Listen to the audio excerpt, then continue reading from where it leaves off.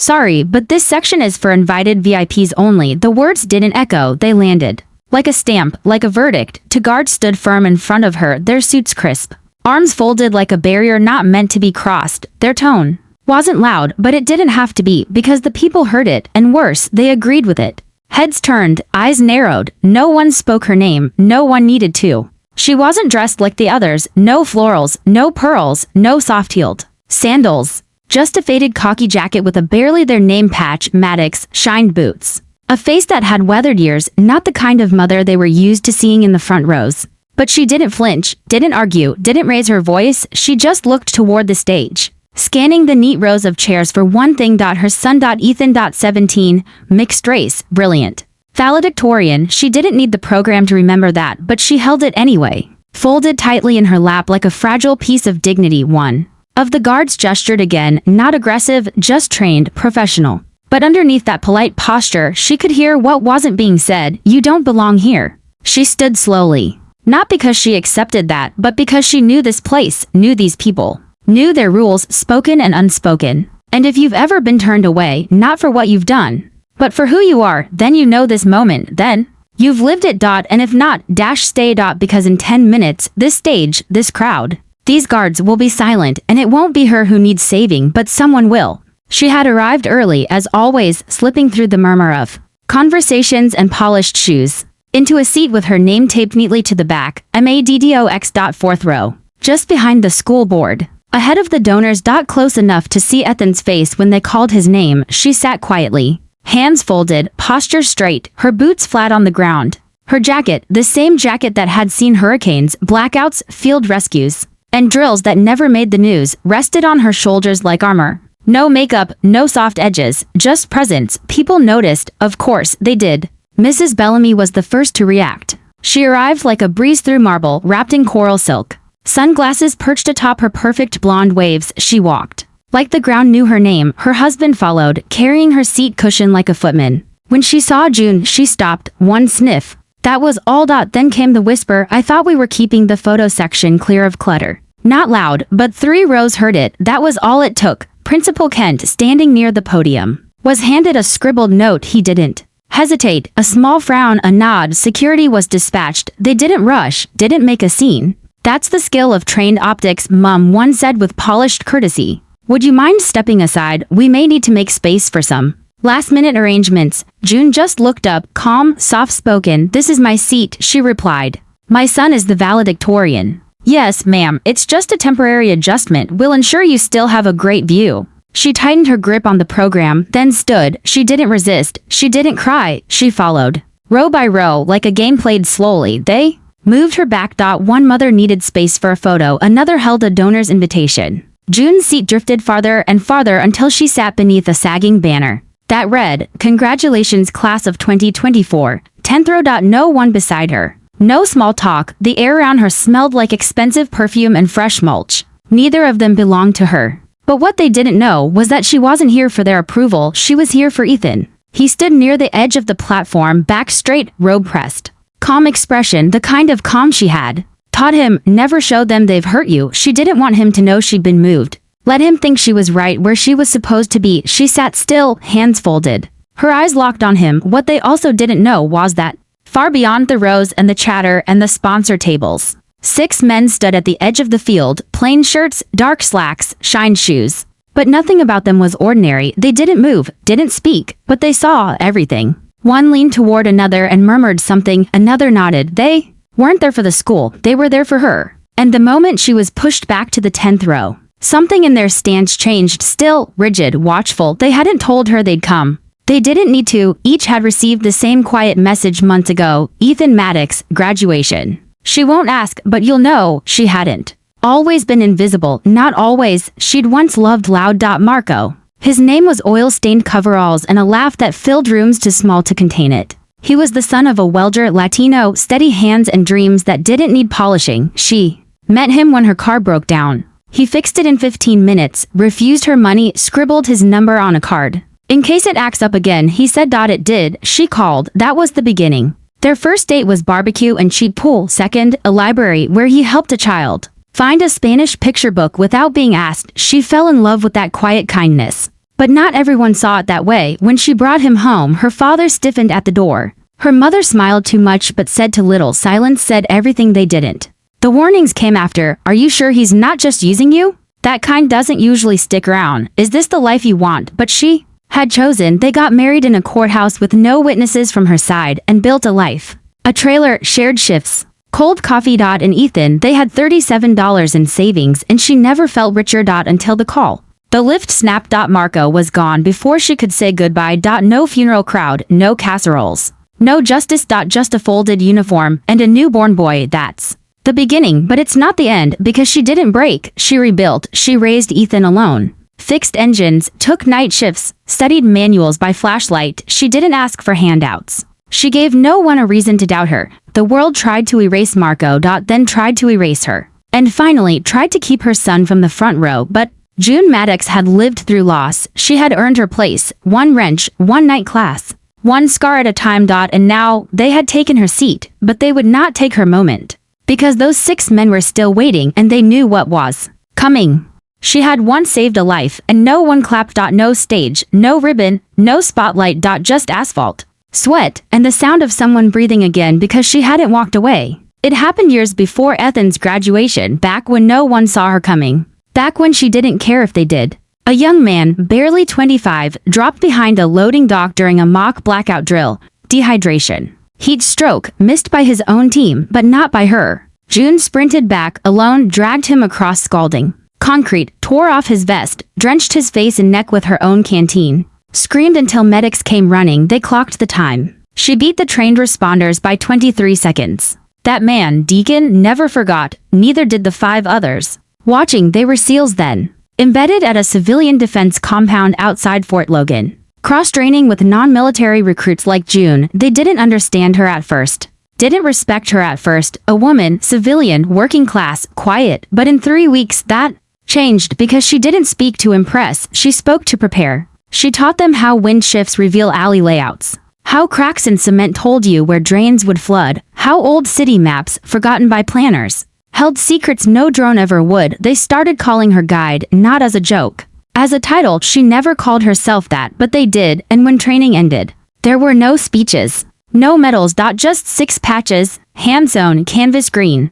One word: guide. They gave them to her quietly. One by one. Then walked away, and she folded hers into her glove box. Never told anyone, not even Ethan. Years passed. Ethan grew. Smart, observant, a quiet fire behind his eyes. He studied under dim lamps. At a counter piled with greasy manuals and late-night coffee mugs. He earned grades that couldn't be dismissed, awards that couldn't be denied, but even then, they tried. The school counselor once asked if he had realistic college expectations at 10. Ethan asked why other kids said he looked like someone from TV at 12. His science fair project was moved to the back table to balance the layout at 15. He won the county essay contest, but the photo in the paper showed the second-place winner instead. He brought home the clip anyway. Handed it to his mom, smiled. It's okay, Mom, I know what I wrote. June didn't cry. She just turned the page over, folded it, and taped it on the fridge. Backwards. And now, here he was, 17, standing near the graduation stage.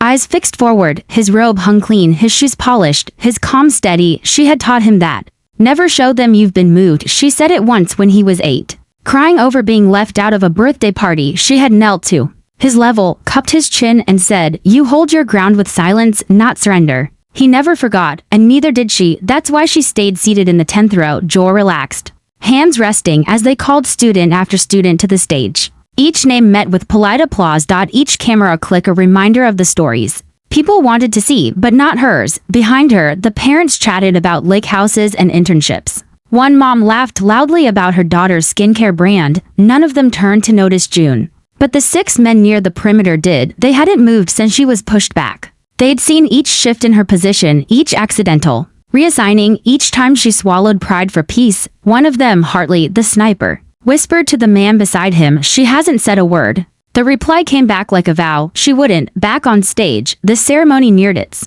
midpoint. The choir performed. The principal, Mr. Kent, welcomed donors. The student body president told a pre-approved joke. Laughter floated politely. June didn't smile. She simply watched, waited, her shoulders still, her breath measured. Inside her jacket, sewn into the lining just above her heart, the patch remained. Silent and steady, just like her, she didn't need it to be visible. But it reminded her she hadn't just shown up here, she had earned her place. With calloused hands, missed meals, broken tools, studying carburetors while Ethan slept, teaching herself the rules of survival and then teaching others. And the only thing she had ever asked for in return was a chair, but even that they tried to take. Then came Bellamy. She moved like a scene change. Her silk scarf fluttered behind her like a flag, designer sunglasses still on despite the shade. Her court followed, manicured, perfumed, practiced. She scanned the rows, saw June. Paused. Adjusted her glasses, leaned toward another mother. Just loud enough, still here? I thought we moved her. A laugh, a smile tight enough to cut glass.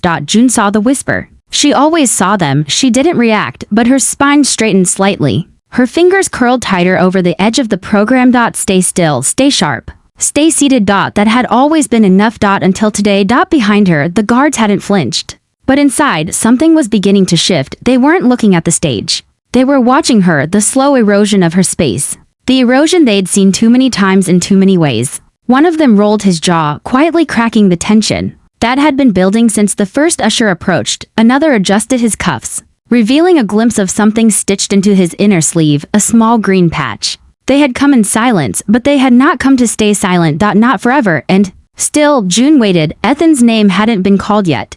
That moment was still ahead, but something in the air had changed. The wind died down. Even the laughter behind her felt more brittle now. People started to notice the men, just slightly, peripheral unease. Do you know them? One teacher whispered to another. The reply came, they're not on any list. That was all it took for the ripple to begin. Eyes, murmurs, the start of uncertainty. And amid it all, June sat, unmoving. Until she heard it. Footsteps. Measured, purposeful, shoes on gravel, 6 sets, coming from the far end of the field. At first, no one reacted. The principal kept reading names. A few students leaned to whisper. Then someone gasped. Because they didn't stop walking. 6 men, dress shirts, clean-cut, eyes forward.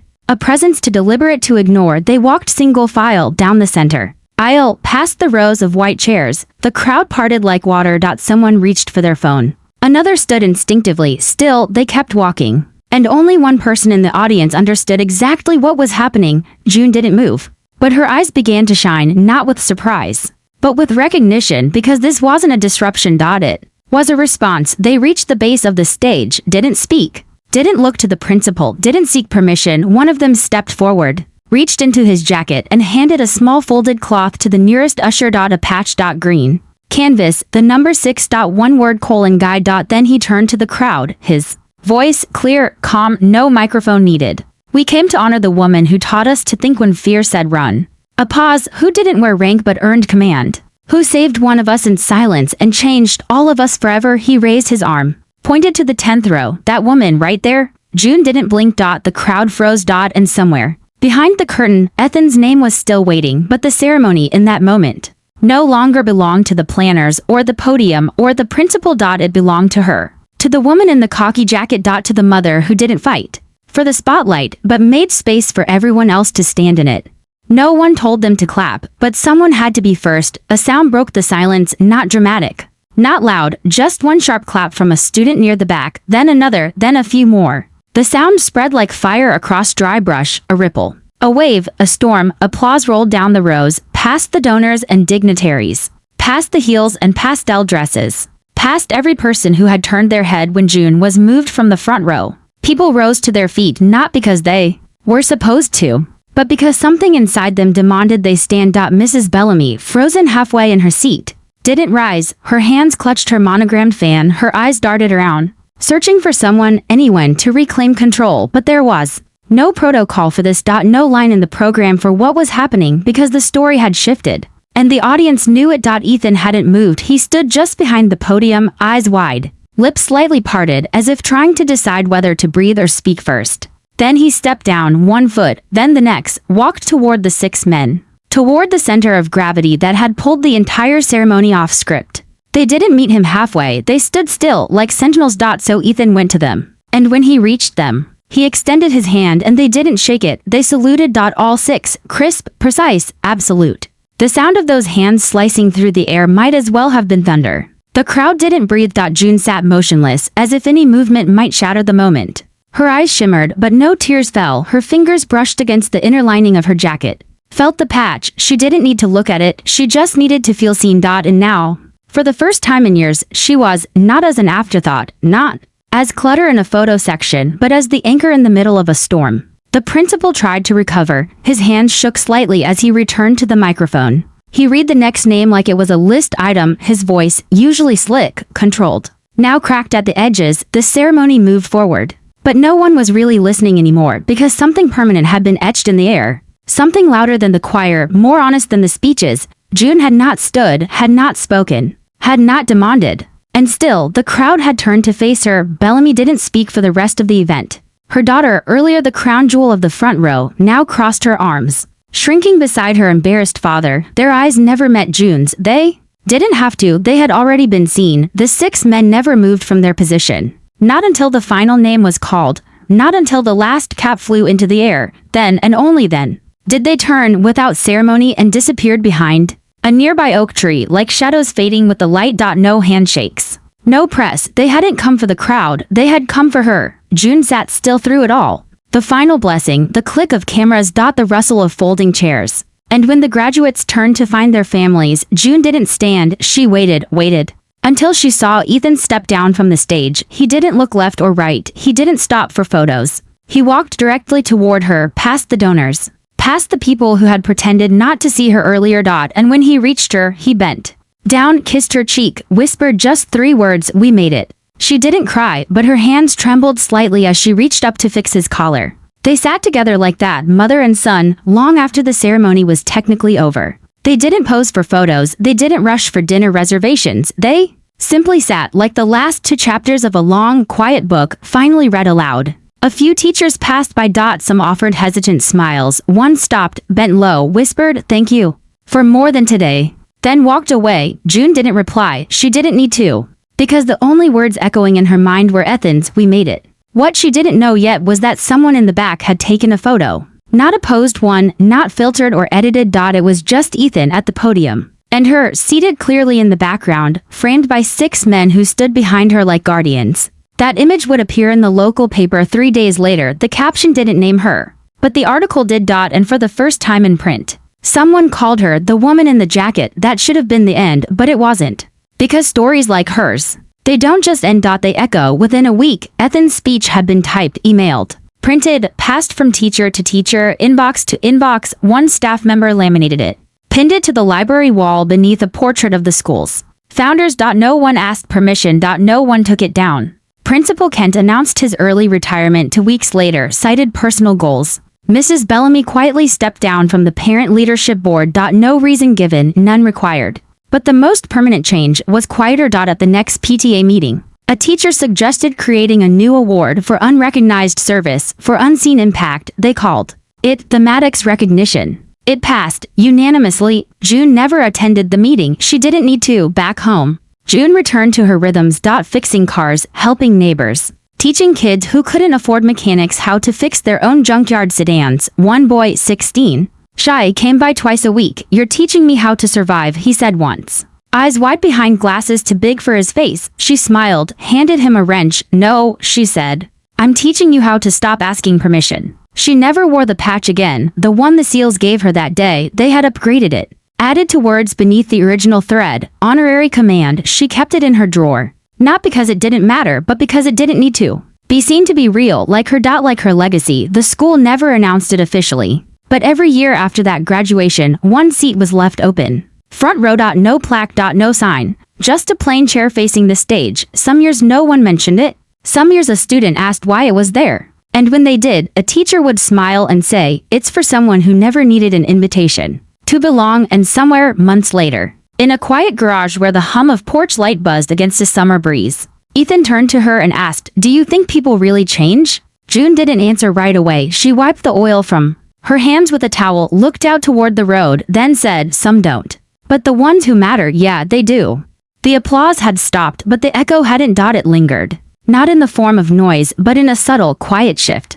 In the way people looked at June when she passed. In the silence that followed her steps, not the old kind, not judgment, but reverence, a hush. As if the town itself wasn't sure what to say. as if they knew they had seen something sacred and didn't trust themselves not to ruin it. Ethan didn't post the photo, but someone else did. It spread slowly, first through teacher group chats, then alumni threads, then inboxes that hadn't seen an important email in years. It wasn't viral. Not at first. It was quieter than that. Respectful. Because the people who shared it weren't sharing gossip. They were sharing a moment. Ethan at the podium. June in the background, seated in the 10th row, 6 men behind her like stone statues. The caption under one version simply read, "Not all heroes wear medals. Some wear boots and patience." One teacher printed Ethan's speech, laminated it, and left it in the school library under the dusty portrait of the school's founders. No one said anything. No one took it down. Another teacher copied the speech and pinned it to their bulletin board under a sticky note that read, "Start here."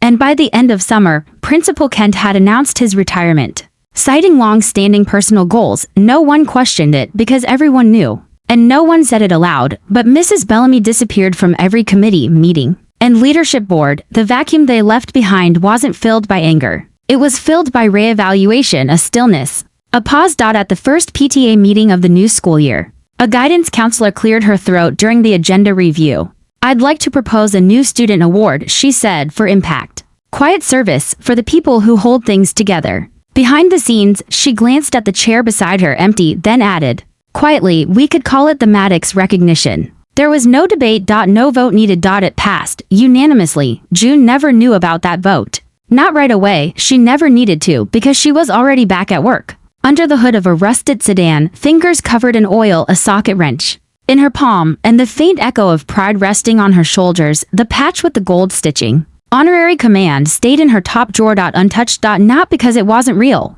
but because it was too real to put on display. Her life hadn't changed, not in the visible ways. She still shopped at the same dollar store, drove the same truck, ate dinner under the soft hum of the porch light, but the people had changed. They paused longer when they passed her garage. Some waved, one left a sealed envelope taped to her door. Inside was a thank you card, unsigned. On the back was a note, "I never told my daughter how hard it was. You helped me remember I don't have to be silent anymore." And Ethan, he did something unexpected. He started writing. Not a memoir, not a speech, just a blog. Small, quiet posts, reflections on service, belonging, the difference between being visible and being seen. His second post was titled, "The Woman in the Jacket." He didn't name her at first. He didn't need to. The people who mattered already knew. The blog started local, a handful of students, a few teachers, a few curious parents. But within weeks, something happened. A mother in Colorado shared it. Then a retired vet in Arizona, then someone from New Jersey. "I raised my son alone, too. I never knew how to put it into words until now." The comments were quiet, heartfelt, personal. "This reminded me of my grandmother. I was the kid in the back row. I never realized how often I asked women to move so someone else could sit in front." One message stood out. It came from a girl in rural Minnesota. 16, brown skin, raised by her aunt. She wrote, "They tried to put me in a modified class even though I tested above grade level. Your story gave me the words to fight. I'm staying where I am, thank you." Ethan didn't respond publicly. He just printed it, taped it beside the desk where he wrote. At the next graduation ceremony, a curious thing happened. No one mentioned the woman in the jacket, but they left a chair in the front row, one with no name tag, just plain, padded. Some parents noticed, a few students asked, and a teacher smiled and said, "It's for someone who never needed an invitation to belong." Back at home, June lived her life the same way she always had, with quiet force.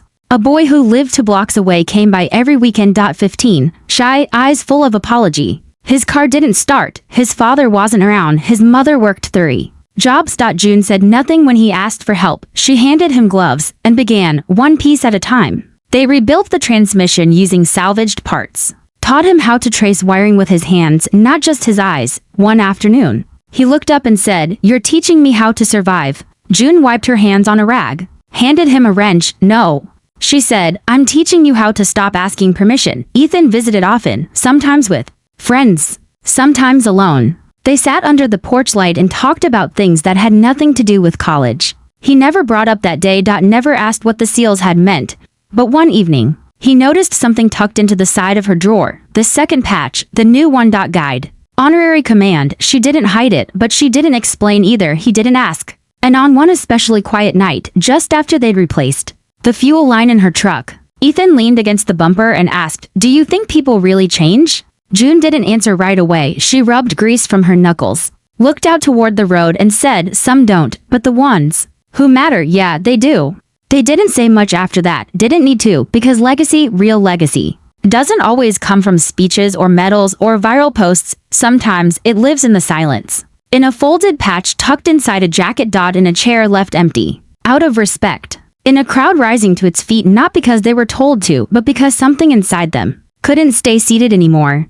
Most people thought the story ended when the crowd stood, when the seal saluted, when the woman in the khaki jacket was finally seen. But stories like June's, they don't end. They reverberate, they shift quietly like wind through tall grass. And people don't even realize they've been moved until they look around. And nothing feels quite the same. It started with the chair, one seat left open at every graduation. No announcement, no nameplate. Just there. Some years, no one mentioned it. Some years, a student would point, and a teacher would say, with a smile, "It's for someone who didn't need to be invited to belong." Then came the garage. June never hung a sign out front, never listed prices, never handed out cards, but people came first, the kids. Not the ones whose parents owned dealerships, the others. The ones who inherited broken down Civics and rusted pickups. Who couldn't afford a shop and didn't know where to start. June didn't advertise. She opened the hood. One girl, maybe 16, hair braided, nervous hands, came every afternoon for 2 weeks, just to watch. June handed her a socket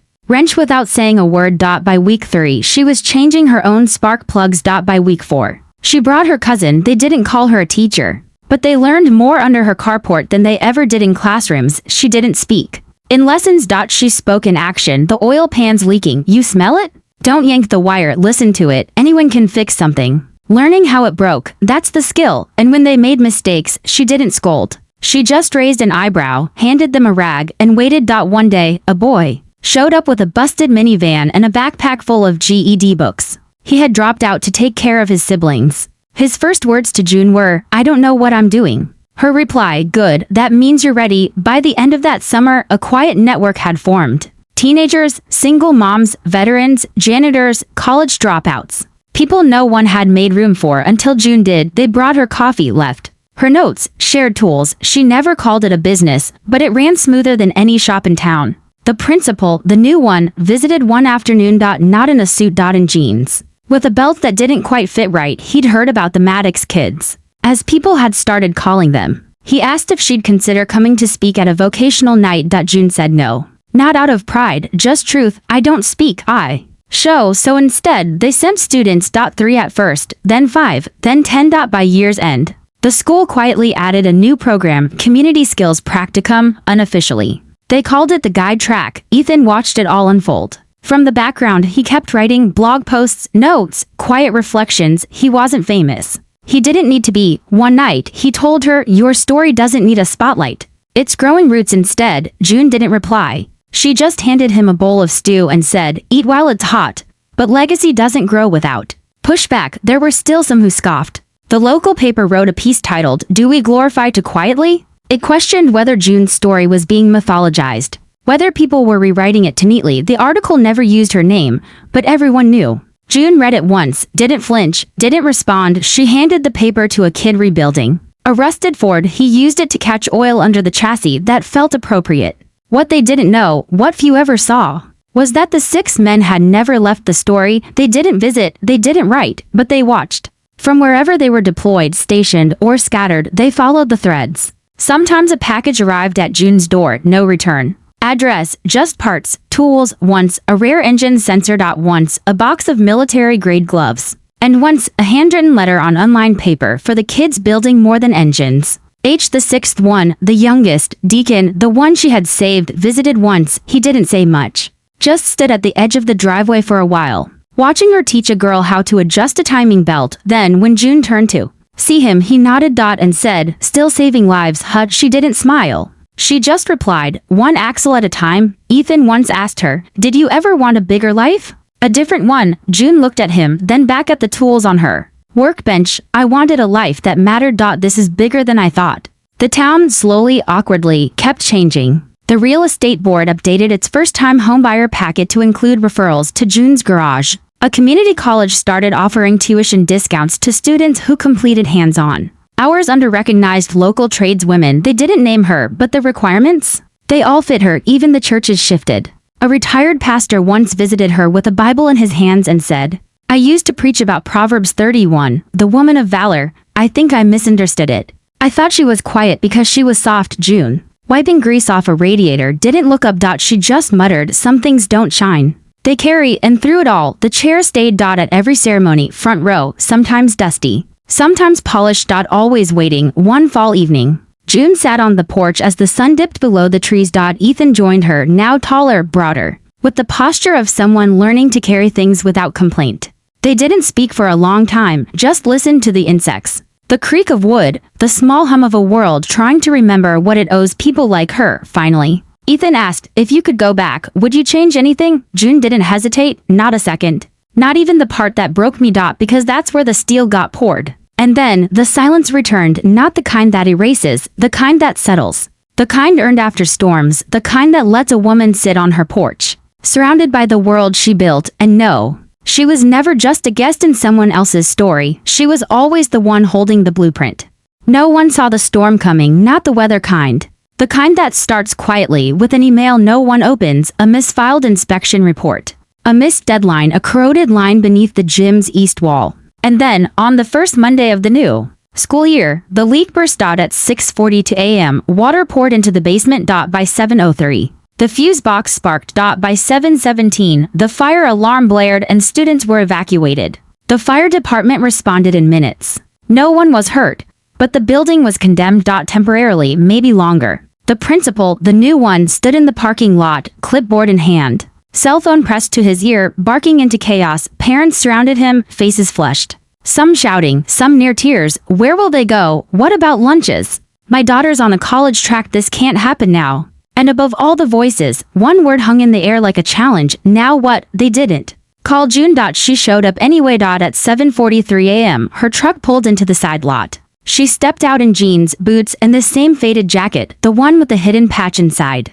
No clipboard, no badge. Just calm. She didn't ask questions. She started noticing water pooling near the sidewalk. Generators still boxed. Maintenance workers standing idle, waiting for orders no one had given. She walked straight to the back of the school, didn't pause, didn't hesitate. She tapped a custodian on the shoulder. "You got a breaker map?" The man blinked. Yeah, I think, get it?" 20 minutes later, she was crouched next to the generator bay, sleeves rolled up, pointing at wires with a flashlight and marking out evacuation zones in chalk. Someone asked who she was. The custodian replied, "She's the one who knows what to do." The principal approached hesitantly. He'd heard stories, read her name in the newspaper once. He cleared his throat, stammered something about liability. June stood up, dusted her hands, and said, "You've got 2 hours before media shows and before parents start pulling kids. You want to lead, or just survive this?" He blinked. She pointed toward the teacher lot. "Those 6 portable classrooms, you can open 'em. Run power off the west box. They're under capacity but usable. Get folding tables. Lunch and shifts. One bus drop-off zone becomes triage. You're not building a school today. You're building a stopgap. Start there." He didn't argue. He just nodded and began to follow. By noon, the school was a temporary hub. Lunch was cold sandwiches and fruit cups, but it was served. Kids were back under supervision. Parents stopped yelling and started volunteering. And the media, they never showed because no one called them. Because the problem was already being solved. A board member showed up around 3 p.m., fresh haircut, pressed polo, sunglasses still on. He asked who was managing the optics. Someone pointed to June. He frowned at her. "She's not even faculty." And then he saw it. The tape line drawn across the parking lot, marked in chalk, showing water damage radius. The triage tents already cleaned. The HVAC team already scheduled. He didn't finish his sentence. That evening, June returned home sore, mud on her knees, her name never once announced over a speaker. She sat on the porch, sipping lukewarm coffee. Ethan pulled into the driveway and stepped out slowly. "You saved their day," he said, handing her a paper cup from the one diner still open. June took it. "I didn't save anything. I just reminded them they already had tools." 3 days later, a letter was posted to the district website. It didn't name her, but it acknowledged an unofficial advisor whose emergency response training was instrumental in our temporary operations. It was signed by the board, but the signature that mattered wasn't their. It came in person. That Saturday, 5 of the 6 SEALs returned, quiet, unannounced. They pulled into the gravel driveway just after sunset. She looked up from her toolbox and nodded. They didn't salute, they just stood there a moment, all 6 of them, and hardly stepped forward. We heard. June smirked. About the pipe or the panic? Both. He reached into his coat pocket and pulled out a folded patch, new, stitched in black. Under the original embroidery guide, there was a second word now, tactician. He handed it to her. She took it without ceremony, didn't pin. It didn't pose. Just tucked it into her pocket and said, "Want to help me teach a kid how to reset brake lines?" They stayed the weekend, worked beside her, didn't ask questions, didn't offer advice. Just followed her lead. Because sometimes leadership doesn't shout. It builds. One bolt, one wire, one line of chalk on concrete. By Monday, word had spread, not on the news. In hallways, in emails, in whispers between parents. She fixed the campus in a day. She's the one who trained SEALs, right? Is she teaching somewhere now? And the story, once ignored, became required context. You couldn't explain what happened that week without saying her name. They tried to offer her a title, Emergency Response Coordinator, Head of Operations, Consultant. She declined every offer, said titles get in the way when something's burning. They offered money, she declined that too. Put it in the tool fund. Kids can't fix futures with stripped bolts and plastic wrenches. A journalist called her a month later. Wanted to write a long-form piece, The Mechanic Who Led a School Through Crisis. June declined the interview. But she offered one sentence. There's no hero in this story, just a lot of people who finally stopped waiting for permission. What no one wrote, but everyone knew, was this: the crisis didn't make her a leader. It simply forced the town to admit she already was one, and somewhere beneath it all, the foundation she had laid, quietly, wrench by wrench, grew stronger because buildings collapse, but blueprints survive. And now, they had hers.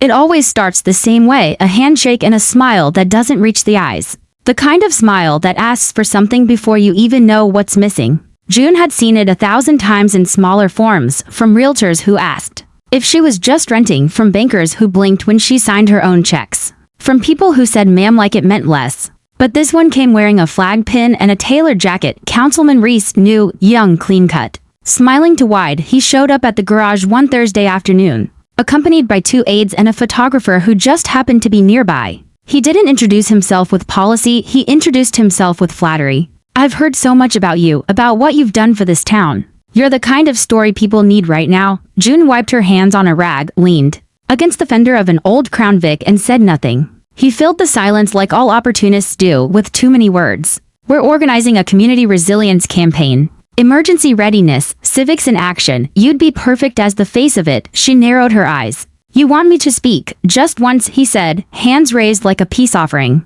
"Maybe a local town hall, maybe a campaign event down the line. Just share your story, that's all." But June knew what it meant when someone said just your story. They wanted the applause.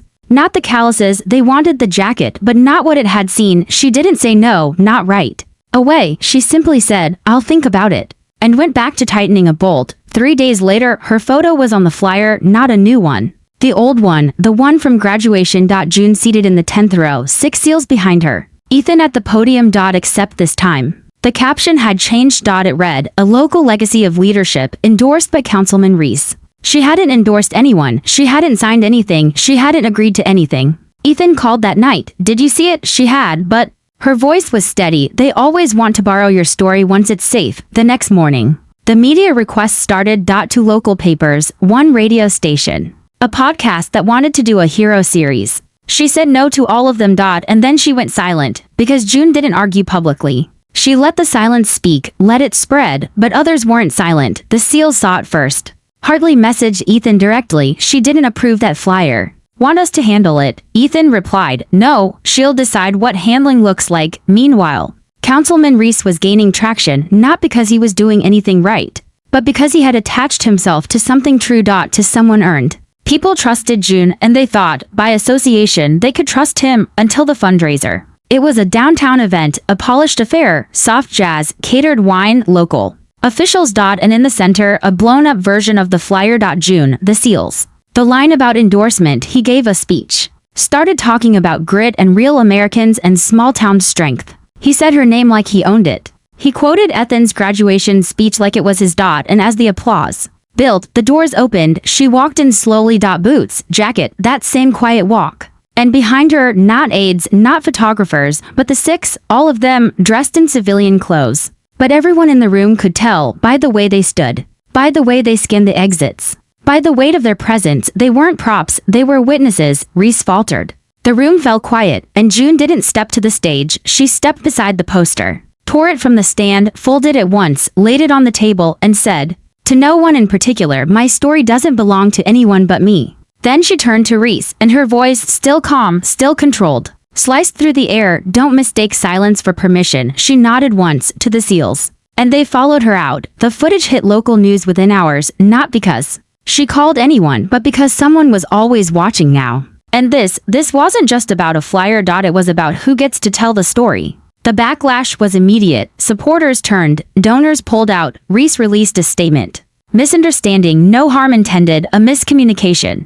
But the damage was done because the story was no longer his to shape. It never had been. The next school board meeting began with a packed room. Not in protest. In solidarity. Students, teachers, veterans, mechanics, some wore green canvas patches. Some were nothing but conviction. The board tried to move through the agenda, but a teacher stood. Then a student, then a parent. Each simply said, "We trust June," and sat back down. No chant, no yelling. Just a row of people reclaiming the narrative. And June? She didn't attend the meeting. She was at home, teaching a girl how to sand rust off a muffler without grinding too deep. That night, as she tightened a bolt and passed the wrench, the girl asked, "How do you stay calm when they lie about you?" June looked up, because truth lasts longer. The next morning, her porch light was already on before sunrise, the garage open, the tools laid out. Because June didn't need to win elections. She had already changed the town, not through speeches, but through stillness, through presence, through the refusal to be erased. Not all monuments are made of stone, some are made of silence, of chairs left empty, of names spoken in rooms where they were once ignored. June Maddox didn't need to see the headlines fade. She didn't track the councilman's polling numbers. She never posted a single word online. But the town kept changing anyway, because stories like hers don't disappear. They settle into memory, into blueprint. A year had passed since Ethan's graduation, since the chairs were moved, since 6 men reminded a town that silence is not the same as absence. Ethan's blog had grown quietly. He never monetized it, never took speaking gigs, never put his mother's name in the tagline. But thousands read it, his most shared entry, just 6 words, "She carried us and never asked." Back at the garage, life moved like it always had, engines in, engines out, tools clinking, radios playing just loud enough to cover hard thoughts. Kids came and went, some stayed, some just passed through, all of them left knowing how to fix more than just a vehicle. One evening, a boy arrived with his hoodie pulled tight and a broken skateboard in his hand. He didn't speak much, just hovered near the edge. June didn't ask questions. She handed him a wrench and pointed to a tire jack. He returned the next day. And the next, on the 4th day, he whispered, "Are you the woman from the graduation?" June didn't pause. "I'm the woman with the tools. That's all that matters here." Meanwhile, the school made quiet changes. The Maddox recognition became an official award, not for grades, but for grit. It was handed out at every ceremony, by students, not administrators, and still, the front row always held one empty chair. No plaque, no label, but no one ever sat there, not out of fear, out of respect. That fall,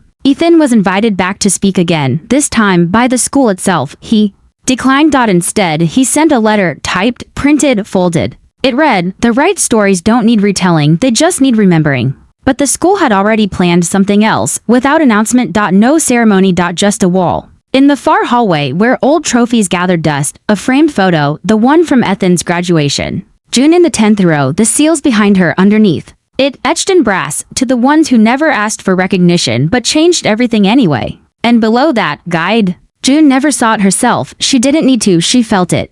In the way students nodded when they passed her truck. In the way teachers sent students her way, not as punishment but as privilege. In the way her town, once brittle with silence, had learned to speak with reverence. That winter, the youngest SEAL, Deacon, returned. He wasn't in uniform. He was limping, quiet, worn. He didn't say why. He didn't have to. June just pulled out a second stool in the garage, handed him gloves. They worked side by side for hours. When they finished, he asked, "Do you ever get tired of being the one who holds it all up?" She looked at him. "Only when I forget I'm not doing it alone anymore." He nodded, quietly wiped his eyes, and before he left, he reached into his coat and placed something in her hand, a new patch.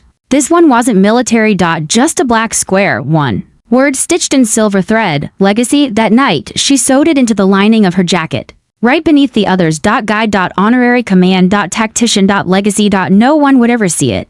But she'd feel it every time the wind caught her. Coats on the last day of summer, she and Ethan sat on the porch again. Same chairs. Same breeze, same unspoken bond. The world had moved on, but not away. She sipped her coffee. He stared at the tree line. What now? He asked. She smiled. Same thing we've always done. Fix what we can. Stand still when it matters, and teach. The next one to stop asking permission. They didn't hug, they didn't cry, but when he left, he took a wrench with him, not borrowed, not stolen, gifted. And she knew, wherever he went next, he'd carry more than tools, he'd carry truth. So, if you ever pass through that town, if you walk through its school and see an empty chair in the front row, don't ask who it's for. Ask why it's still there, because once, a woman in boots sat where she wasn't wanted and reminded everyone what belonging really looked like. Not loud, not angry. Just immovable. Just earned. Just June.